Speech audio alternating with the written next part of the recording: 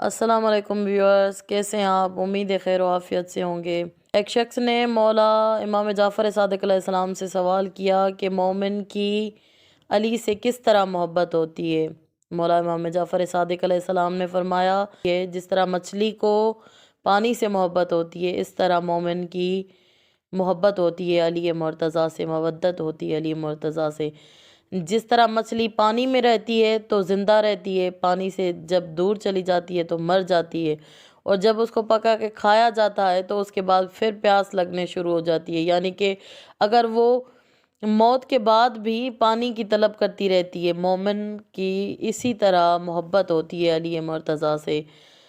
اسی لیے کسی شاعر نے کیا خوب کہا ہے، زباں ہو بند مگر حسرت دلی نکلے، زباں ہو بند مگر حسرت دلی نکلے، یا رب لب مراد ولی ولی نکلے۔